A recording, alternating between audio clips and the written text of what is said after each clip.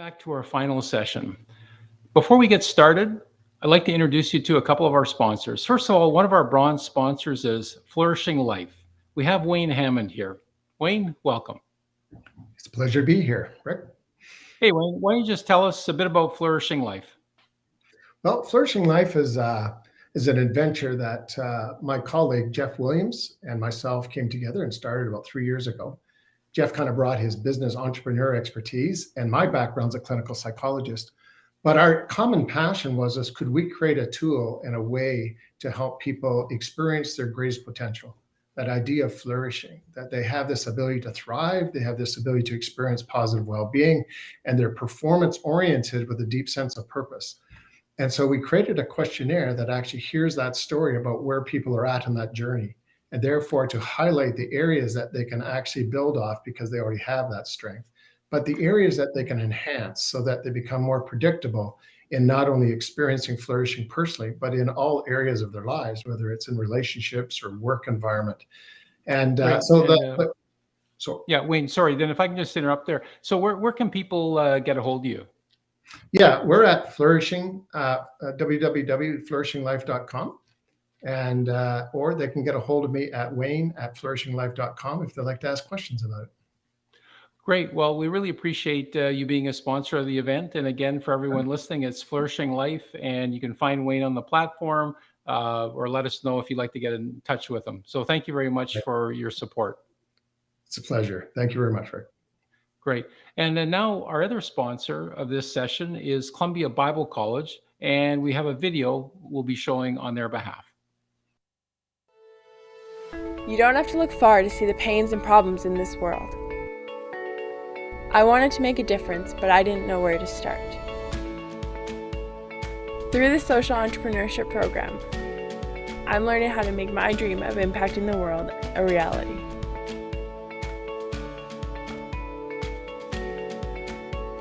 I'm learning that business and leadership skills are only a part of making a positive change.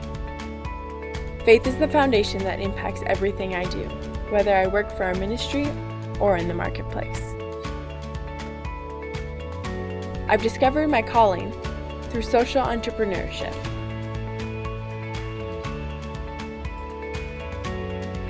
Learning how the Bible is integrated with the real world has transformed how I see business. It's changed how I see the world. I no longer see just problems, I see solutions. And I'm excited to make the world a better place.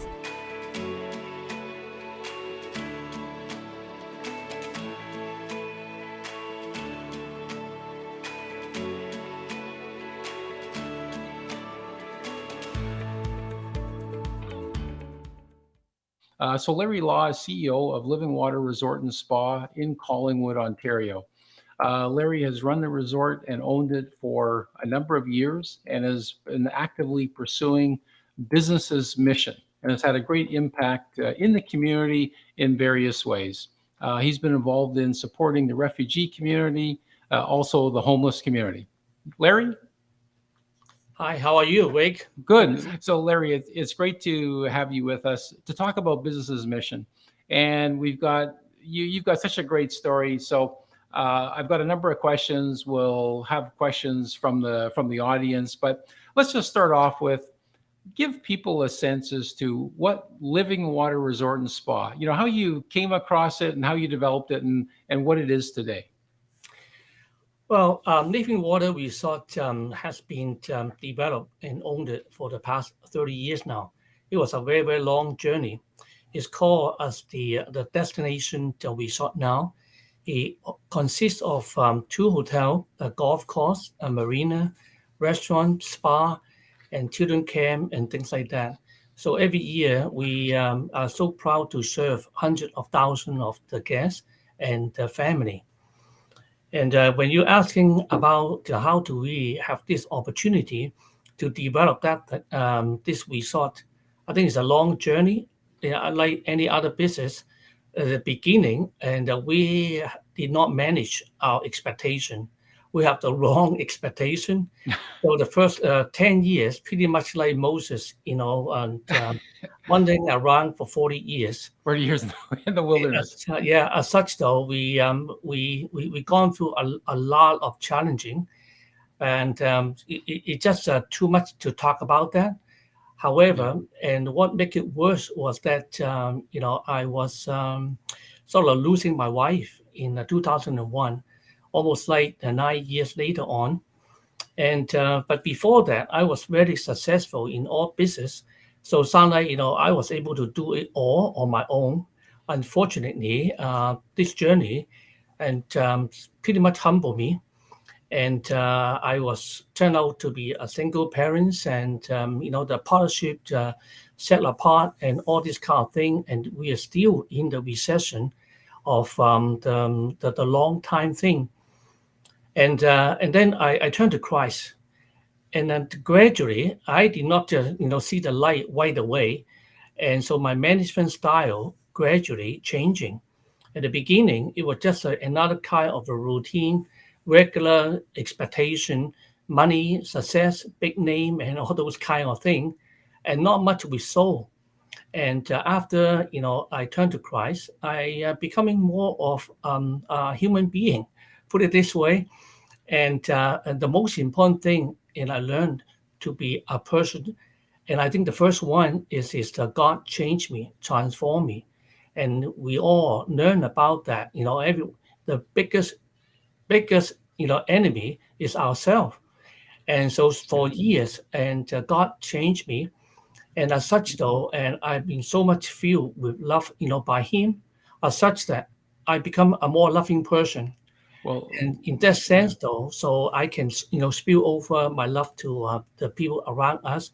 So as such, though, the staffing and the management and decision making pretty much all changed now. yeah, Larry, if I can just interject there. So for all of you listening, what's really interesting is that I think Larry's story reflects almost everything we've learned today in terms of, loving people. Larry's created a great culture.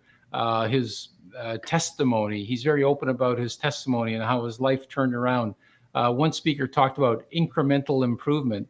You've owned the resort for decades, and of course, the resort is very different than when you first bought it out of bankruptcy, and to what it's become now. And that's been your life's work.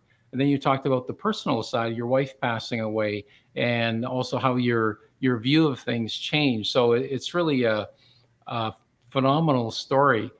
So maybe just to talk about how Living Water Resort is today, just so people get a sense, how many employees, what's the size of it, how many people visit per year? Because of course, a lot of people listening are not from Ontario and they wouldn't know much about Collingwood or about the resort. So just give people a bit of a snapshot.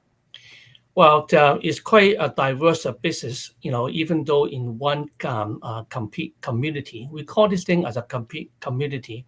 We have over 500 staff, and we have over hundreds of thousands of the guests, plus the family, and visiting us. So as such, though, we are pretty much in the service industry, but at the same time, we are making a difference in many people's life, including our staff, including, the inspiration offer, to the guests, and even the local community and beyond as well too.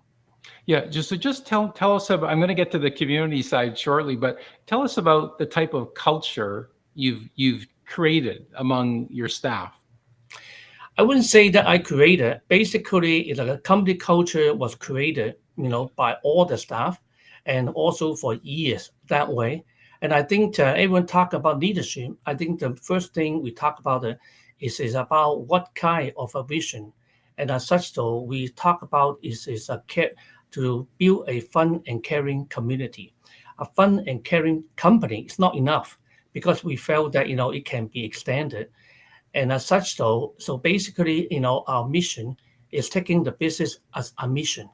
And what is a mission, though? A mission is to serve with our loving heart. And that is pretty much our company culture. And then we carry on about the model leadership. And, as such, though, it took me 2.5 years to dare to tell the world that, I am a business, a Christian businessman. As such, though, I take myself very seriously in my everyday behavior. And basically, it is about walk the talk. In that sense, though, we experience about loving a business, all the decision making, all the daily management, and all the relationship building is all around people with love. And love meaning what? Meaning patience, and love meaning a kindness, and meaning just not of much of a self-seeking, and all this kind of thing. All Christians know about those things, but when we live out this thing here, and I think it has been a very very good journey that we are enhancing our life, following this basic a good biblical principle. Right. So the topic of the present of your session is, business as mission, and I know you've practiced your faith in very practical ways. So maybe you can just talk about how you worked with the community of Collingwood and the local government there in terms of addressing various needs in the community. First of all, I have to tell you that it's a lot of baby steps. And first of all, we as I mentioned, practicing on myself and then on the staff though. And I learned how to, and staffing, we have hundreds of the staff. They are pretty much about part of the community as well too. So part of our company policy is that we are not here managing the people from 9 to 5. We are here to nurturing the working condition in a holistic way. We care about the life, we care about the family, and we care about everything, like the 360 degree. And that is not, as a work now, it become a relationship building. We were just talking about the Collingwood community, and I know you worked with the refugee community there, homeless community. Just explain what you did from a practical standpoint to try to make a difference. I guess it's when we talk about love, and love is in action. And so many things that happened to us though in the past, especially in the past few years though. And when we talk about the refugee, when the government is sort of in touch with us, telling us, the refugee from Mexican background, and they are about to be released, and then it was on Tuesday, and they not having enough for financial to keep them, and they have to release them on Thursday. And so we're asking how we can help. And that was just a simple question, but that triggered to a community transformation. It brings so much love because we commit, to offer them 30 days of the free accommodation. We try to offer them job as well too. And we asked how many of them, and they were talking about 45 of them. And we have to take them all. And as such, though, knowing that we may not have enough working capacity for them, but we had no plan B. We just did it, by God's grace. And then later on, when the mainstream newspaper interviewed me and asking for what kind of message you want to do, and I just share with them that I'm hoping that more of the business people, and they can run the business at the same time. They can do good deed as well too, such as today, they need job. And after that though, so we did have quite a few of a different hotel. They call us, and then telling us that they can offer job to the people. And the town, and same thing, they offer them the free busing, for 6 months, and many of the community people stepping up and teaching them the English as a second language, Salvation Army, and all these things, and church people stepping up. It turned out to be such an inspiring, spiritual journey, and that inspired people. And they were so happy that, a Christian business person, and he can extend it, from his basic, business, and do something so good. And we can do so. So just to clarify, so people understand. So so these were what, foreign workers who were going to be sent back, and then you put them up in your hotel, and I think you told me previously you employed some of them, and then the rest of the community got behind it. Yes, right. Yes, right. Yeah. Uh-huh. Yeah, yeah. Well, that's amazing. And then you mentioned to me also that you got involved in assisting with the homeless population. So maybe explain what you did there. Yeah, and that was a time during pandemic a year ago. And at that time, we are always thinking about what we can do for people around us. And then next day, dramatically, God was such a real God though. And knowing that, Holy Spirit probably touched my heart already. And then one day, the mayor called me with a social organization and telling us that, they have a bunch of the homeless people, but they could not find any organization, even a motel to house them, which was very understandable. When I was listening to that kind of story, I was in tears. And now I know that the tear definitely it was stirred up, by Holy Spirit. And I, without knowing anything, without any having any plan B, and I told them that let me see what I can do. So I commit to provide them the hotel room, knowing the hotel room, that we are in the peak season. But at the same time, though, it's about, and we just have to set priority. As such, though, we house them. And the more important thing was that we got to understand them. It was a humbling experience that to change the people's mind that, they are homeless, not because they wanted to, and not because they are lazy, because they have a challenge. Whether it's a mental challenge or whether it was an upbringing challenging. The more important thing is about we're not counting on, you should have done something, you should have done something better, and so and so. We just offer them love without condition. As such, though, as time goes by, and we're able to raise them up, we offer them, a job, and knowing that getting a job is not a problem, but getting a job to last is a problem because of a different wavelength.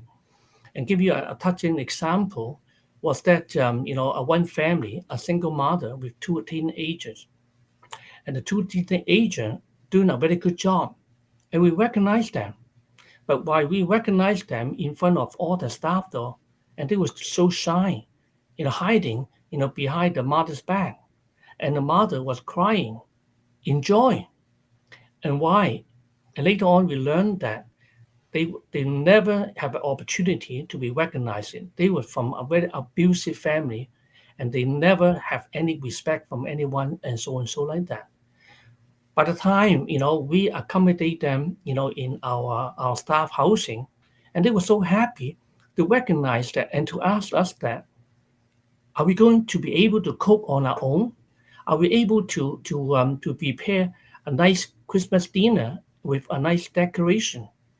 And that is something sound like that every one of us seem to be such a small thing, but for many people it's not.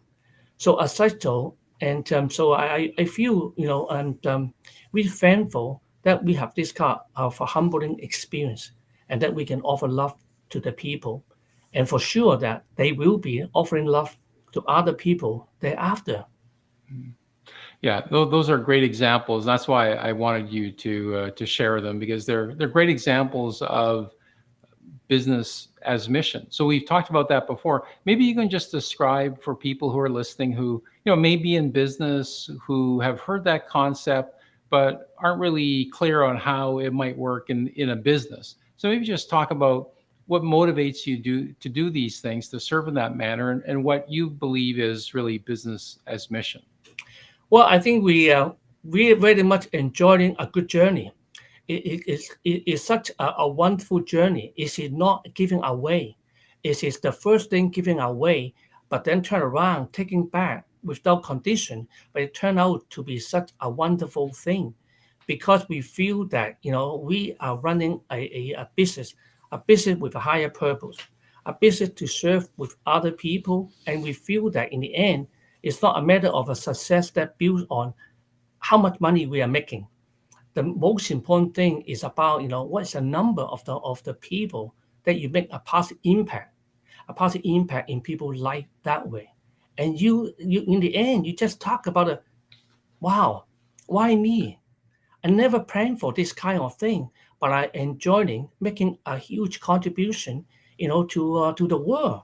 And even though we are small, but we can be multiplied, and hoping that we can inspire, many of the Christian business people that it's not that difficult to practice it. In the end, it can be both.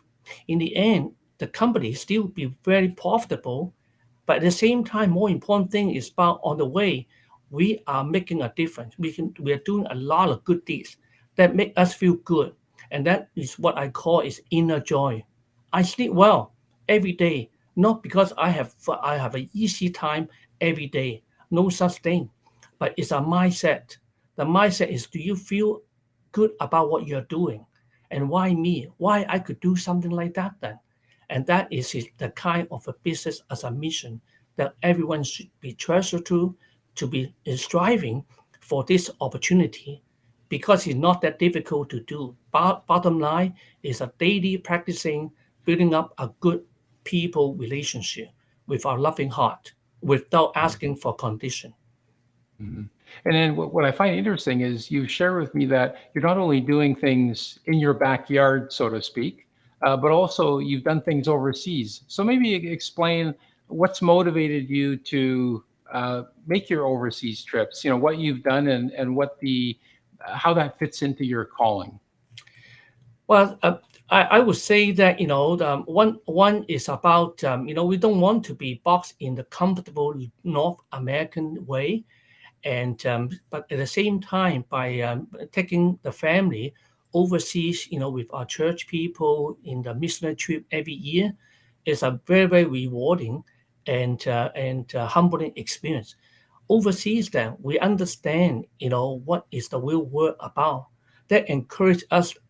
Again, is it why me? I'm just fortunate. I was born not in some other underprivileged country. At the same time, we also recognize that the people, they still have joy, even though they don't have too much at all material, right? But they have a joy, they have a happiness, and they are so upbeat that we really remind us though what is the meaning of life that way. And we feel good that and whatever we do, we just bring love to them, and making a little bit difference in other people's life. And many times we turn out to be a long-term friends as well too. So as such, though, I have been serving in the Paraguay, Cambodia, and Burma, and Kenya, and China, and all these things are people are the same. It does not matter, who they are, where they are. People are the same people. It's up to us how to respect each other, how to be a loving person, and then don't worry about and don't judge people. Not judging people, I think, is the best way of running a life that way. And when we talk about respect, when we talk about inclusiveness, all these things here, though, it's not a matter of talking. It takes some time to experience it, to embrace it, and so that we become a real Christian person. A Christian person is not a label. Unfortunately, we don't live out enough that way. And so this is the kind of thing we like to encourage everyone that, step out to see the world. The world today is so divisive now, but actually it's a politics. But for us though, ordinary people, we don't talk about any big thing. We talk about the daily human basic thing, which is, we are all equal. We need to respect each other, and we need to respect each other in a way, in action, and show sharing and helping. And as such, though, we could make the world a little bit better. Hmm. No, that's great. We have a couple of minutes left just for one or two more questions. I did want to ask you about your personal calling. So, as you've been in business for decades, and as you've explained, there's been some challenges. Some things don't work, some things do. But how would you encourage people to be faithful in pursuing their calling, despite the various twists and turns and challenges along the way? I think it's obvious that when God put us where we are, and that is a calling right there already. I used to find out for years what is my calling. Building a big church, building a big building, so all this kind of thing here. The calling is that where we are is our calling. We do our very best today, and then so that we will be well equipped as a better person, and so that we will be well prepared to take on the bigger responsibility. So I would say that calling is not such a unknown thing. The calling is to do our very best today and build up our good foundation, and opportunity will come to the people who are prepared for. So as such, though, in a biblical world, if we are loyal, in the small things, and we will be offer a bigger responsibility. And as such, though, this is our life now. It's not the segregation. I be a good person on Sunday in the church, and at the same time, or maybe I wait for myself to get retired and then do the serving and things like that. Today is a day. Today is a day of this calling. That's great. Well, just time for one final comment. So we're at the end of our session. What would you want to leave business leaders with, just as a final comment or word of encouragement for everyone? I would say that to look up, is a God-centered attitude, and look up to God for His guidance. As such, though, in that sense, though, most likely we'll be enjoying a life of running a business which is profitable and also doing good deed. And they are not exclusive, and they could be all together. As such, though, we will have inner joy in our life, and we feel good about ourselves and feel good about the people around us, because we are making a positive impact in their life. Well, that's great, Larry. That's very well said. So thanks a lot for being part of this event. We really appreciate your insights. Thanks, Larry. Thank you.